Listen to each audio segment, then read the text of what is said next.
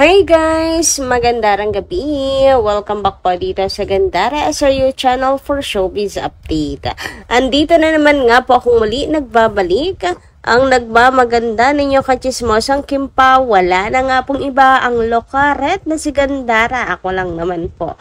Upang magatid sa inyo ng latest update and fresh happenings patungkol kina Kim Chiu and Paula Avellino. And para nga sa gabing ito, ito nga ang atin pong tatalakayin at pag-uusapan ay may kinalaman kay Paula Avellino, ang pawalang abisong pagdaan ni Paolo sa Showtime. So, nakita nyo na rin ba yun? Napanood nyo na rin ba? So, mamaya talakayin natin at pag-usapan. Nakakakilig pa rin kasi talaga po ang Kim Pao. Wala talagang may magic at may magic talaga sila Kim and Paolo Small interaction, kahit nga wala, simple lang, ay meron talaga, And bis na bis sila parati ng mga Kim Pao fans kapag wala silang update, kapag katahimik. Ang daming kaya kaunting lang talaga, kembot, ikatutuwa yan ng mga fans. Anumang klaseng ayuda yan. Anyway, sa mga hindi pa po nakaka-subscribe dito sa ating channel, pakiclick po muna tayo ng subscribe button natin at notification bell na nandiyan sa baba para mag-i-updated po kayo at ma-notify tuwing may bago tayong chika at balita hinggil sa Kim Pao. Basta mga balita na may kinalaman kina Kim Chiu and Paula Avellino, sagot na natin yan. And ngayong gabi ito, grabe, napakaganda ni Kim Chiu, guys. OMG talaga. Sobrang ganda ni Kimi, ang sexy and gaining weight talaga siya. Siguro hindi siya masyado nakakapag-workout. Wala rin ako nakikitang vids niya na nag-workout siya ng malala. Gasino, wala akong gasinong kasi di ba araw-araw yan si Kimi, or hindi lang siya masyadong nag-upbeat na. Pero gaining weight talaga si Kim, guys. Ako lang ba talaga yung nakakapansin nun? Pero bagay sa kanya, bagay. Ang ganda, guys, ni Kim Chiu, yun nga na napansin ko rin yung kwintas niya. Iba yung suot niya today, pero okay lang yan. Bagay pa rin naman po kay Kimi. Huy, super bet na bet ko yung kanyang OOTD. Kahit talaga isuot ni Kim, bagay, Kikay-kikay yung kanyang suot ngayon. Kaya nga, bunot na naman siya sa Showtime. Anyway, sabi dito ng ating commentor, ayan, bilang pasasalamat sa inyo, may napili tayong mga comments dito. Una kay Madam Lonsha Talian, magandang gabi. Kim had been betrayed twice. She silently suffered, and we all know what happened in exchange of her pains. She became so liked and loved by more million fans. She was also loved by her bosses, as was shown during the PBB night. Parang barkada lang yung mga lady bosses of both networks, praying she will not be hurt again. Sana hindi na nga muli pong masaktan si Kimi. About naman sa mga bosses, siguro ganun kasi si Kim Chiu, magaan talaga siyang pakisamahan.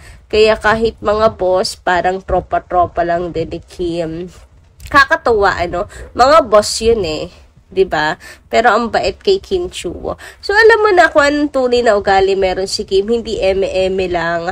Yung mga papuri na kanya pong natatanggap.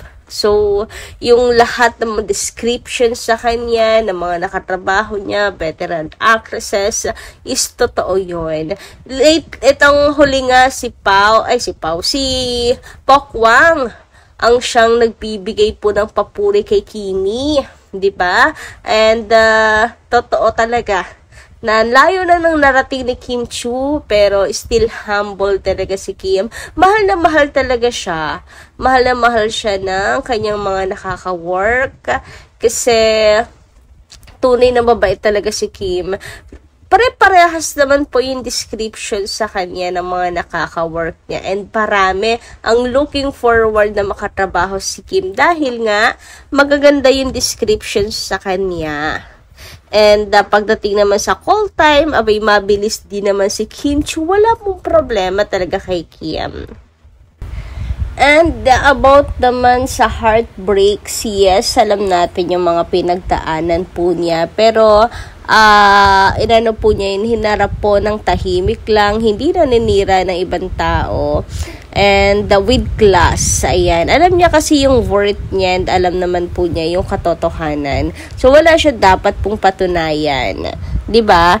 Anyway, ayun, totoo po yung sinabi niyo na sa lahat ng sakit, mga pinagdaanan ni Kim Chiu, blessings po ang siyang tunay na kapalit nito. Kaya tingnan mo naman, grabe, napaka-successful ni Kim Chiu and ano man yung mga paninira sa kanya, hindi yun naging hadlang para po siya ay umangat. Talaga naman, hanggang ngayon, angat na angat ang pangalan ni Kim at namamayagpag. Samantala, sabi naman dito ni Nenita, maganda ng gabi, Madam Nenita. Ma'am Gandara, matatag ang foundation ng Kim Paulancia. Whole world at almost mayayaman pa, mga business investors, owner ng malaking mga companies sa ibang bansa. Sila ang mag-protect ng Kim Pao. Hindi nyo kaya mga bashers. Matulog na lang kayo kung inggit na inggit. Alam nyo, sa totoo lang ayaw kong magyabang. Pero, kaya bang-yabang naman kasi talaga guys.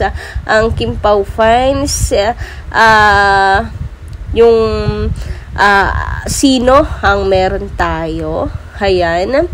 Tunay naman po talaga kamalaki-malaki ang Kim Pao fans, pero still be humble tayo. Pero totoo na mayayaman talaga po, matatalino ang mga Kim Pao mains po natin. Kita nyo naman kung paano nag-effort, daming pa-block screenings nung sa My Love Will Make You Disappear.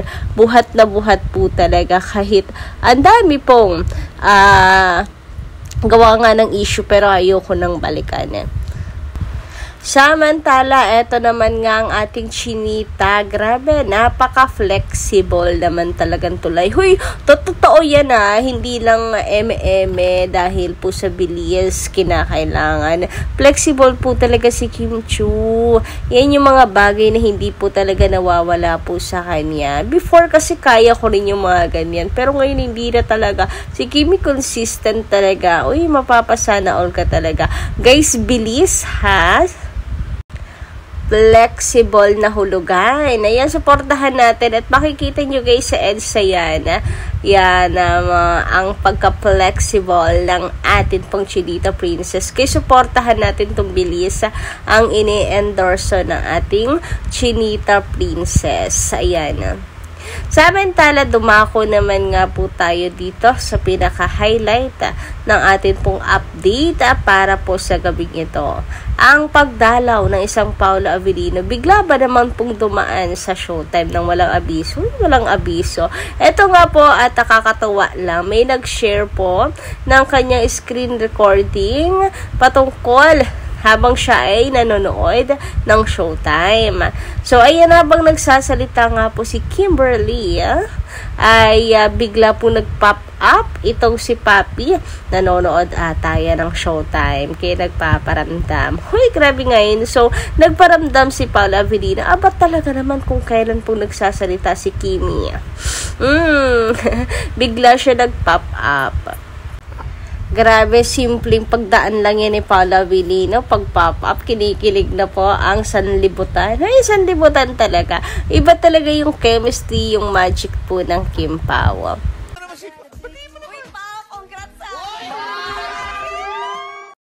Samantala, kanina naman nga ay bunot na bunot si Kim Chiu, ayan, at napahay patuloy si Kimi kay Papi. Ayan, at na-shoutout pa nga. Congratulations sa inyo, Kim and Paolo, sa success ng My Love Will Make You Disappear, #1 on Netflix. Samantala, eto naman nga po ang ibig sabihon ni Paolo Avellino sa kanyang pong pag-pop up. Eto yung nilalaman. If you plan to watch Linlang and My Love Will Make You Disappear, I highly suggest you watch Linlang first. before my love will make you disappear. Thank you later. Happy weekend. So, ito yung sinasabi ko sa inyo kanina na grabe ang bigat po ng mga scenes sa linlang and kung ano po talaga, dudurugin talaga yung mental health mo eh. Iba talaga, sobrang bigat talaga po ng, ang heavy po talaga ng mga linyahan, pangyayari, 'di ba? Sa linlang talagang manggigigil ka kay Juliana, etc. etc. Malulungkot ka sa nangyari sa kanila ni Victor, and syempre yung emotions mo para kay Victor and etc. Sobrang mabigat sa dibdib. Kaya magandang panoorin muna ito bago po ang My Love Will Make You Disappear, kasi sa My Love Will Make You Disappear ay pagagaanin naman niya, stress reliever naman po ito, since ito nga po ay rom-com. So maganda na sabay silang umiere sa sa Netflix. Thank you so much po. Ayan, at meron na ulit libangan na ating mga seniors.